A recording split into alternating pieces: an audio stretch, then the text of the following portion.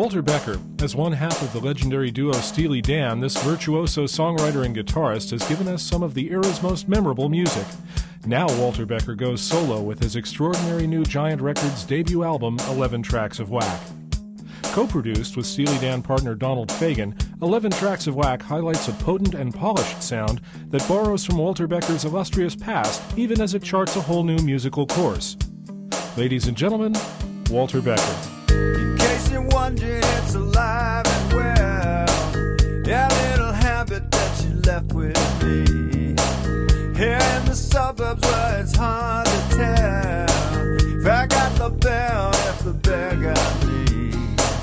How did you know that it would take me down to the bottom of the window seat, where you were waiting there to bring me round, where you knew all the dopest cuts to be, down in the bottom where your lifeline shows, down in the bottom where nobody goes. Did you lose your way, find another? Did you make a play, run for cover? Is it safe to say you got burned today? After Steely Dan, after we made the last Steely Dan record, Donald and I decided we would do different things for a while. And I moved to Hawaii and had a kind of a change of direction in my life there from the, smoke-filled room, urban record producer, guitar player, musician, kind of night owl existence, to put it as charitably as I possibly can, to, kind of an outdoorsy, health-oriented, lots of good fresh air and sunshine kind of, physical activity, organic food kind of life. And, I did that for a few years before I got back involved, however, tentatively in the music business. I decided that I wanted to, after a couple of years living in Hawaii, I decided, there was something kind of nice about those recording studios anyway, always did like those couches and that, all those knobs on the console there, echo and everything, you have echo, you can put echo on things. That very rarely happens in real life. So I sounded out the guys at Warner's about producing some records for them, and one of the bands that they had that I liked was China Crisis, and I ended up going over to England.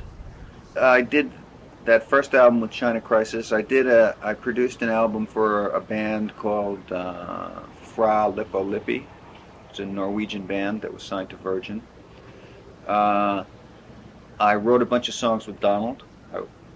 He and I went back and forth from Hawaii to New York for about a year, off and on, writing songs for, we weren't sure what they would be for, but we did that for a while.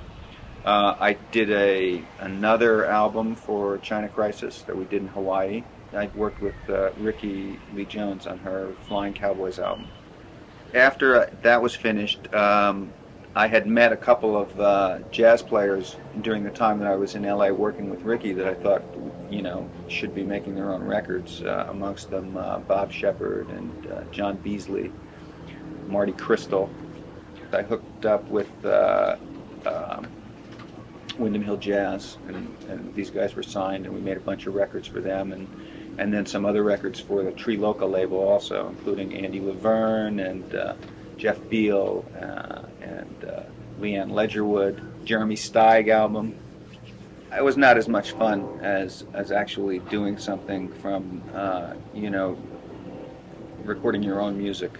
When you're producing, you're sitting there watching other people play or other people sing, and it's actually more fun to be playing or singing yourself. That's kind of the reason I started doing all this, because I wanted to play and sing, and it was fun to do that, and an interesting thing to do. So I figured that the only way to get to do that was to write my own songs and be my own artist. I wasn't exactly sure whether it'd be, I knew that I would write the music and do it with somebody. I wrote some songs with Dean Parks, and I didn't really have any firm idea. And then as time went on, I realized that was the only thing for me to do. That was the obvious thing for me to do, and that's what I should do. I like the feathers and I love the hat. I like that little tune you're humming. I guess I'm happy now we had this chat. Oh yeah, I'm really glad I saw you coming.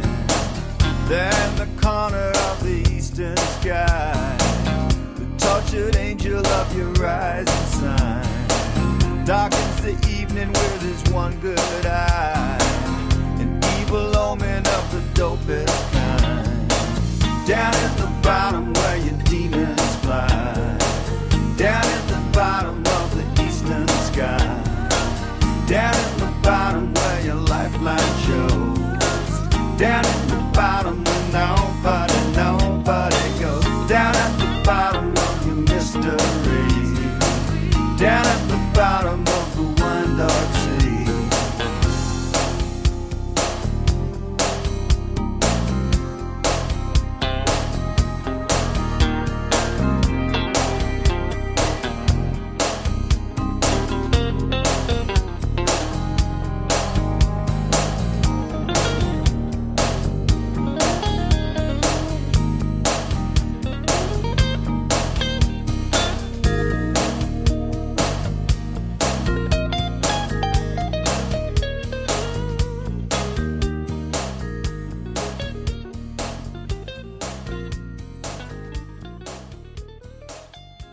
The songs that are on the album were all written in the last couple of years. I started writing various instrumental things and little sketches and pieces, and then later writing songs.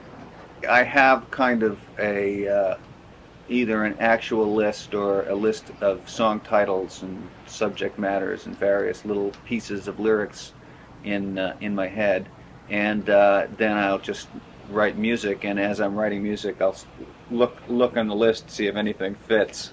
Or sometimes you get an idea that's just, a lyrical idea is right there with that musical idea, fresh idea.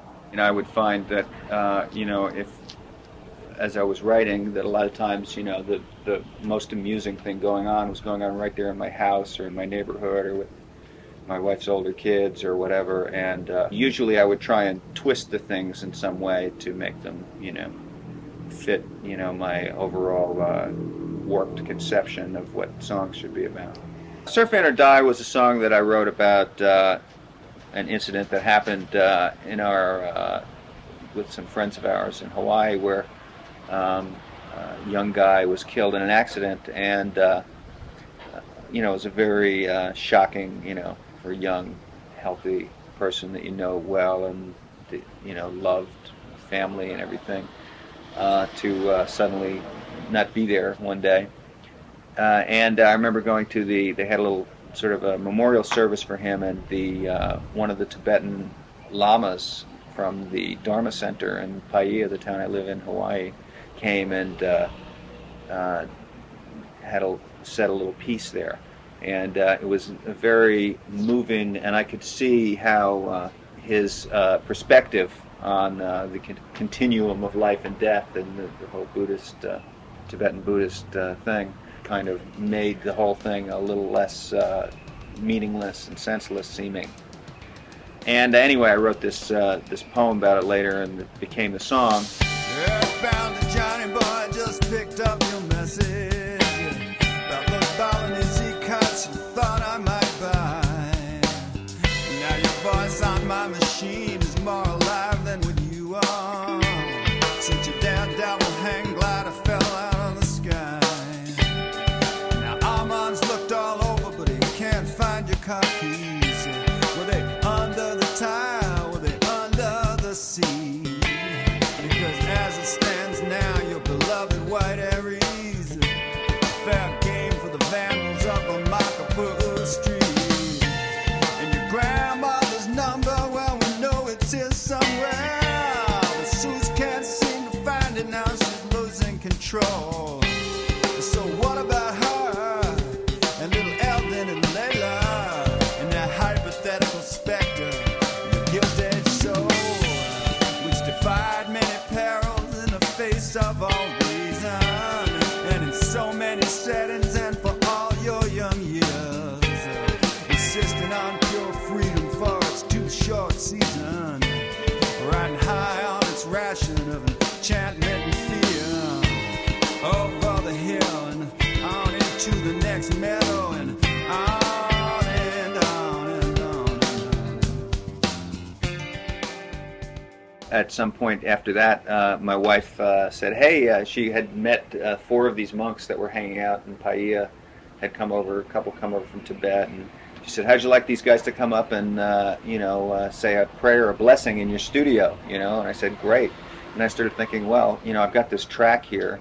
I'll just, why don't we just record the blessing, I thought, And I thought, well, why don't I just record the blessing right on this piece of tape with the song on it and see what happens, and not play the song for them or anything, but let's just let them go in and do the chant. And then they went in and they did these prayers. It's actually a series of prayers that they do. And we recorded them. And then after they left, we listened to the track with the prayers on it along with the rest of the music, right, just to see what it sounded like. And it was in the same key, and it was right in rhythm with the track and everything else. And it was the, prayer for the departed, and so on. So I figured, great. And I wanted, and the song itself is basically a kind of a pedal point bass line, drone underneath there and everything. So we ended up using it.